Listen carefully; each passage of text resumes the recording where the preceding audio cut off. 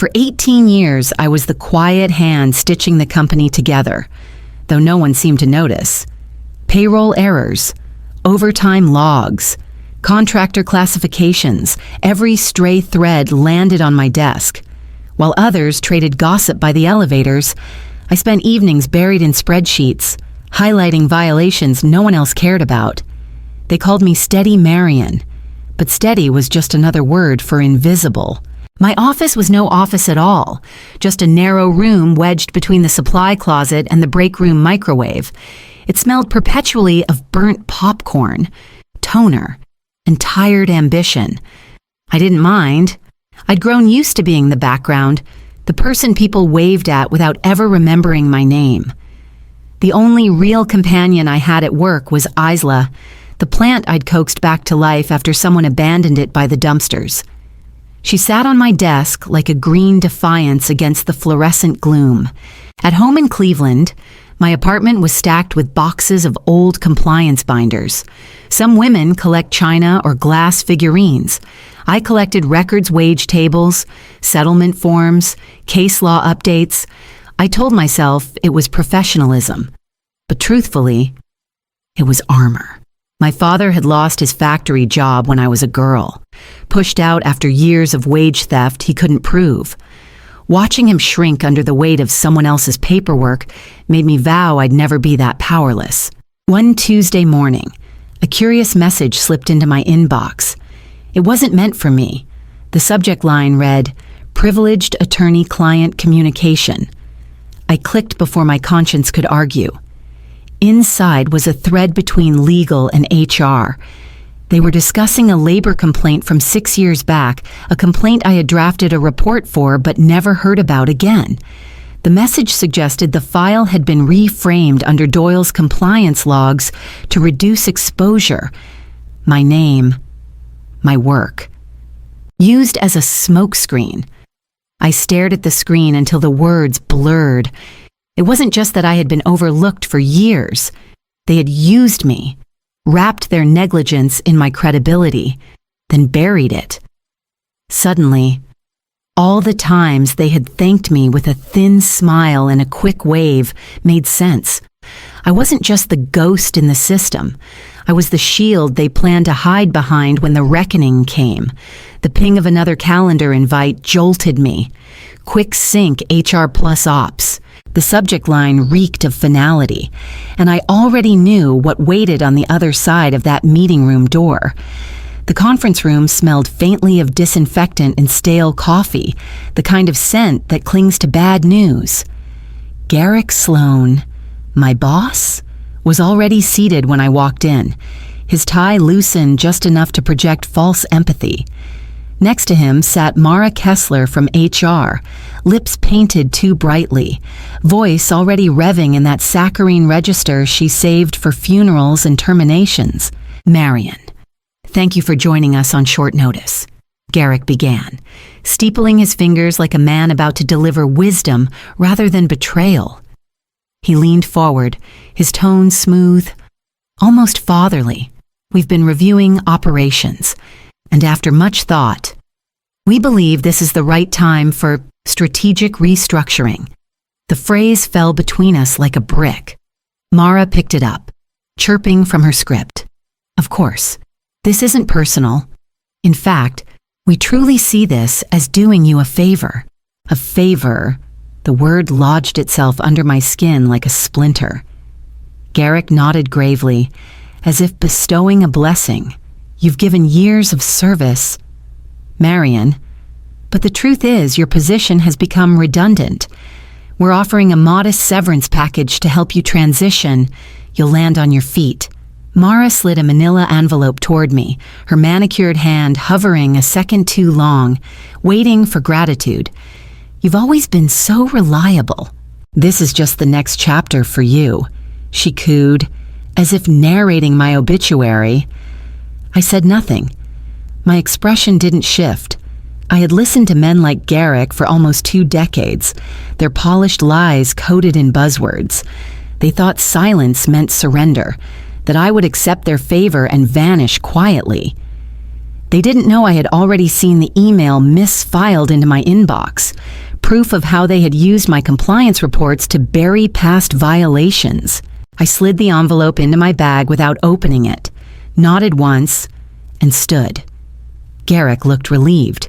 Mara smiled too brightly.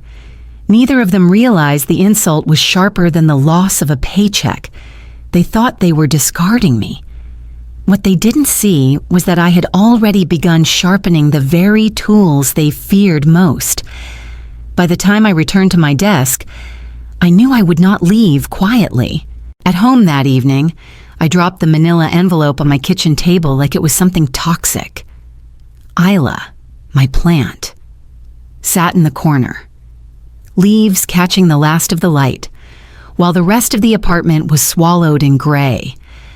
I poured myself coffee that had been sitting on the burner too long, bitter and burnt, the kind of taste that matched the day. Then I opened the packet.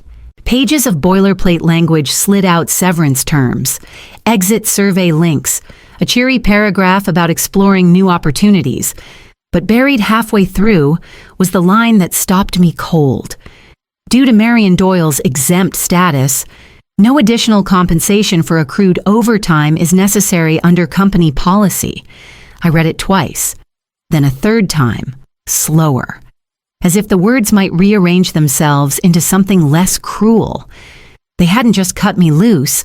They had preemptively erased years of unpaid hours I had worked, overtime logged but never paid, weekends spent reconciling payroll errors, late nights correcting misclassified contractors. They hadn't fired me. They had rewritten me out of their liabilities. A flash from decades earlier cut through the room my father, sitting at the kitchen table of our old house, hands still stained from factory grease. He was staring at his last paycheck, the numbers smaller than the hours he'd put in. "They stole from me, Marion," he whispered, voice brittle as glass. He never recovered, not from the loss of income or the humiliation of being discarded. I had been 16 then, and I promised myself I would learn every line of the labor code, every clause and footnote, so I would never be powerless the way he had been. Now here it was, history in sharper colors, trying to repeat itself. But unlike my father, I had the knowledge, the documentation, the receipts. My fury didn't come as fire.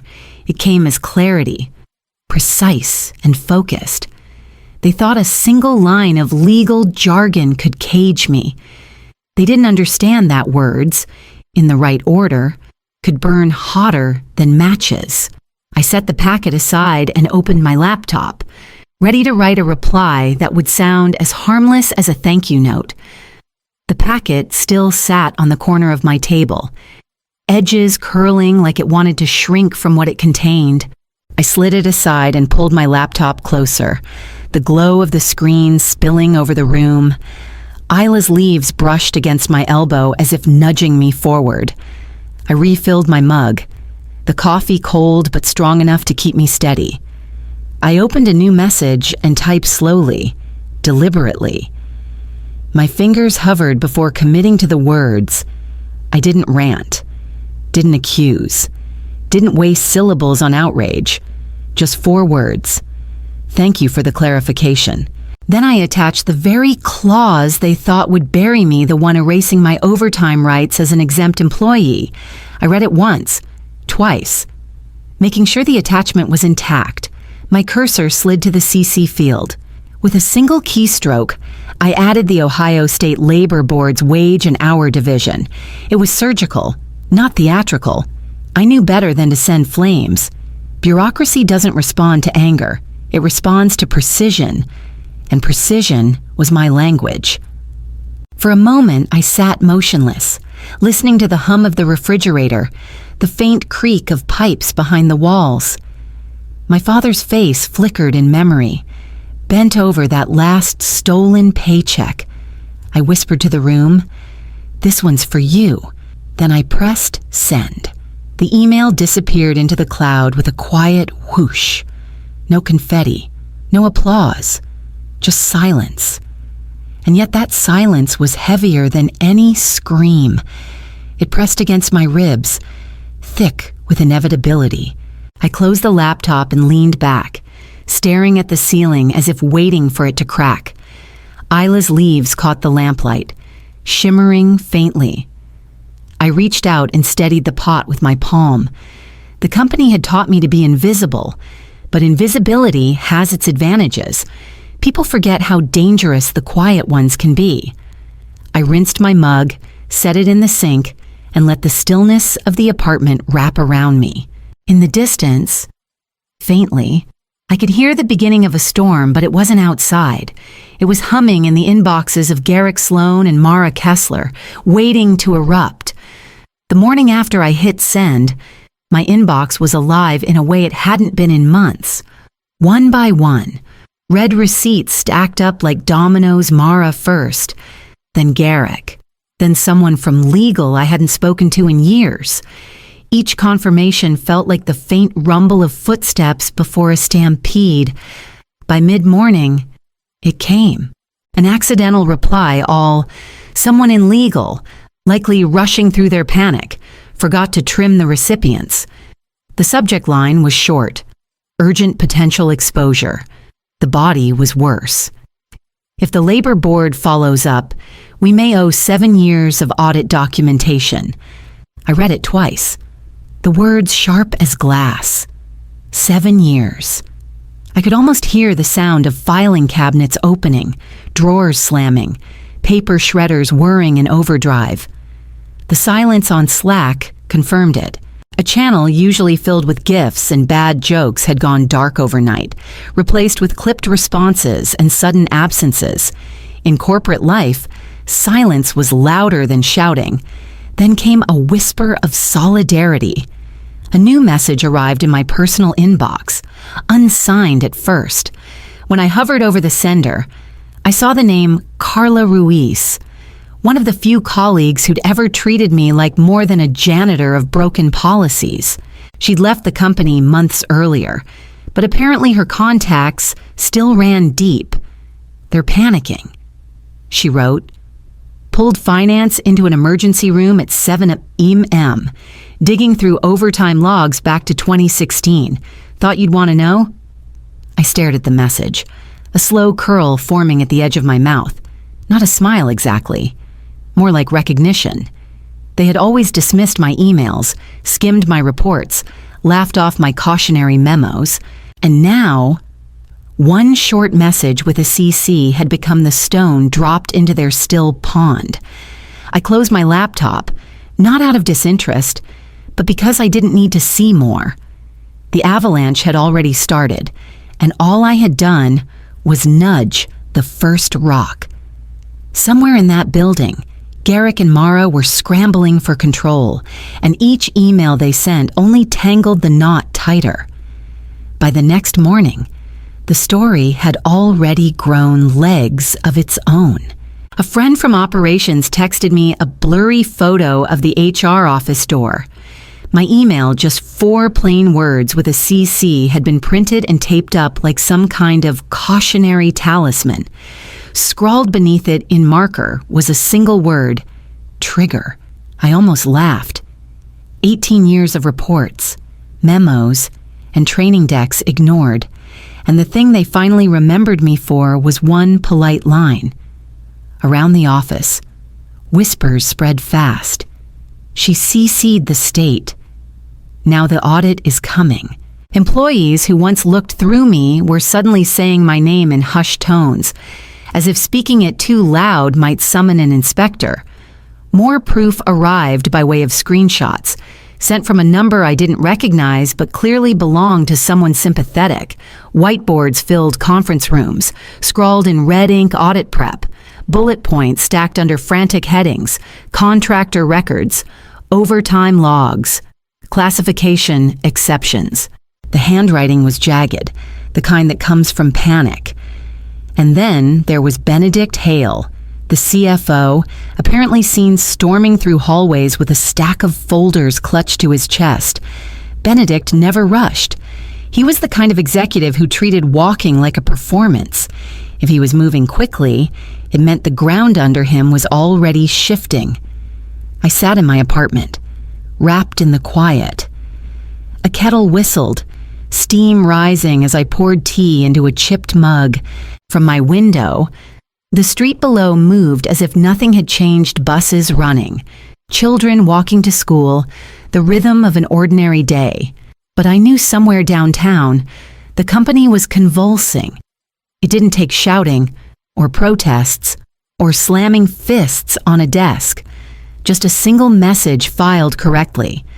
Bureaucracy recognizes its own language, and my silence had spoken louder than anything else could. I sipped my tea and opened my laptop, knowing the storm would only intensify once they realized I had no intention of pulling the trigger back. The call came just after 9 in the morning, when the light through my blinds was still soft and forgiving. I let it ring twice before answering, already knowing whose name would appear on the screen. Mara Kessler's voice floated through, bright and rehearsed, like she was reading from the same script she'd used in that conference room. "Marion, hi.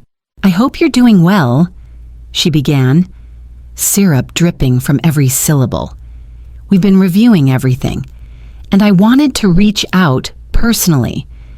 If you're willing to retract your email to the labor board, we can revisit your severance, perhaps extend your benefits package, even provide some outplacement support." Her words hung in the air, coated in politeness, but underneath I could hear the tremor. She was bargaining, trying to dress desperation as generosity. I leaned back in my chair, letting her keep talking. "And Marion," she added after a pause, her tone sharpening just slightly, "I do want to caution you. These kinds of inquiries can create confusion. Regulators might even interpret them as your responsibility. It could damage your reputation." There it was, the sugar curdling into threat. I let the silence stretch until it became uncomfortable. Then I answered slowly, each word deliberate. "Mara, I have 18 years of backups. Every memo, every compliance deck, every code citation. If regulators ask, they'll see exactly where responsibility belongs. You decide what that means." I heard the faint catch of her breath, the shuffle of papers on her desk, as though she hoped the right sheet might save her. But there was nothing left to say. I understand," she stammered, her brightness cracking. I ended the call with the same calm I'd carried through the meeting, my finger pressing the button like closing a file I was finished with. Outside, a bus rumbled past my building, brakes hissing against the pavement. I closed my eyes for a moment, steady in the knowledge that I had shifted the balance. They thought silence was weakness, but silence, when sharpened by evidence, is power waiting to be measured. And the weight of that power was about to land on them. The notice arrived on a gray Tuesday morning, a PDF stamped with the state seal and timed with bureaucratic precision. I read it twice. Each word deliberate. The labor board would be conducting a 7-year on-site payroll and classification audit, beginning Thursday at 9 a.m. 2 pages of polite devastation, signed and sealed. By noon, the whispers turned into tremors. Finance hauled dusty boxes out of storage, labels half-faded 2016 overtime logs, 2017 contractor files. I imagined interns coughing from paper dust as they dragged the weight of negligence down sterile hallways. Legal scrambled, dialing outside counsel from Columbus, their voices clipped, strained. HR sent out a company-wide memo reminding staff of professionalism and confidentiality, the kind of message that reeked of panic under perfume.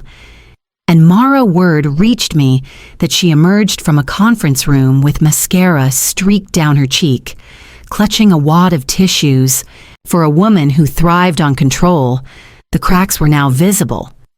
But the twist came later that afternoon. Carla forwarded me a fragment of a leaked document, a spreadsheet buried deep in procurement archives. It detailed vendor contracts, only one stood out. Thin on detail, yet bloated with payments. The vendor's name was unfamiliar, but the signatory line was not. Benedict Hale. The CFO had used a shell vendor contract, siphoning money under the guise of consulting services.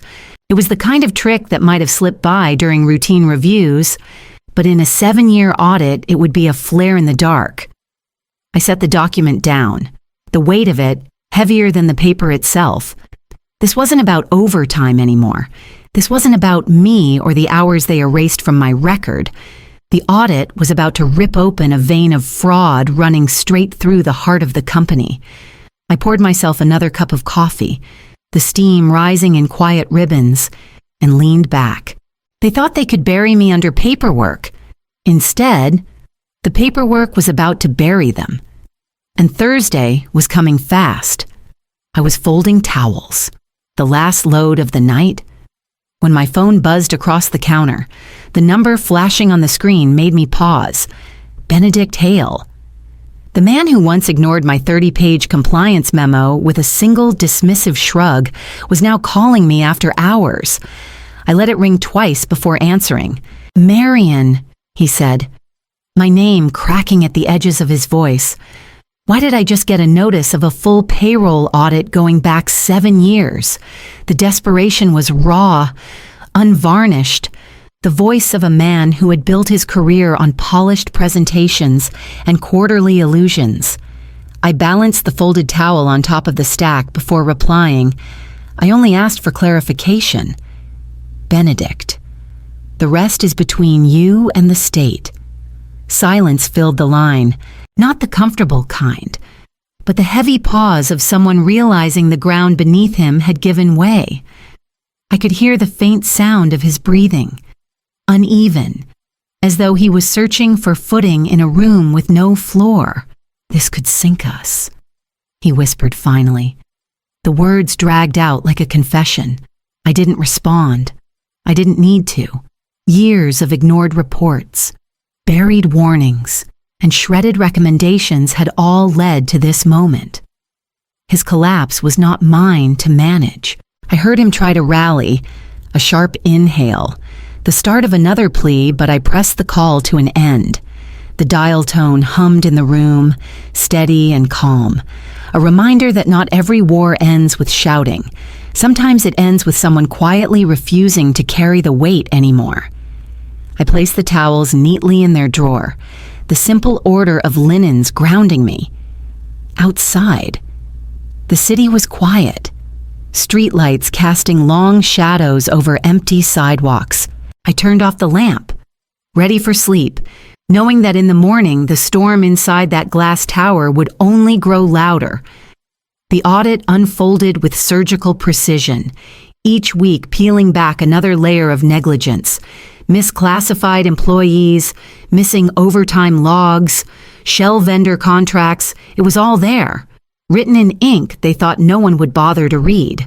Millions in back pay loomed, penalties stacked high, and the board of directors moved swiftly to preserve whatever scraps of credibility remained. Garrick Sloan resigned under the polite headline of personal reasons. Mara Kessler vanished from the company site within days. Benedict Hale clung longest, but even he could not survive the collapse of his own signature on fraudulent contracts. Through it all, I stayed silent. I wasn't asked to testify. Not yet. My work spoke for itself, buried in years of files that suddenly mattered more than quarterly reports ever had. I watched from the distance of my apartment, news headlines scrolling across my screen as though they belonged to a stranger's story. Then came the invitation. A letter. Not an email embossed with the seal of the Ohio State Labor Board. They requested my expertise, not as a complainant, but as a consultant. They wanted me to help design compliance frameworks, to review the very systems companies like mine had spent years dismantling. I accepted, not for revenge, But because principle had been stitched into me since the night I watched my father break under the weight of a stolen paycheck, this wasn't about me anymore. It was about making sure silence could never again be mistaken for weakness. Weeks later, I sat in a small cafe near Lake Erie, files spread across the table, the hum of espresso machines steady in the background. I sipped black coffee, sharper than any victory toast, while outside gulls wheeled over the water. At home, Isla thrived in the sunlit window, leaves wide and green, a survivor like me. I thought back to Garrick's words, to Mara's threats, to Hale's trembling voice. They believed firing me was a kindness, a door closing on a forgettable name. Instead, I had turned it into a door they could never shut again. They thought it was a favor. I turned it into a system they'll never escape.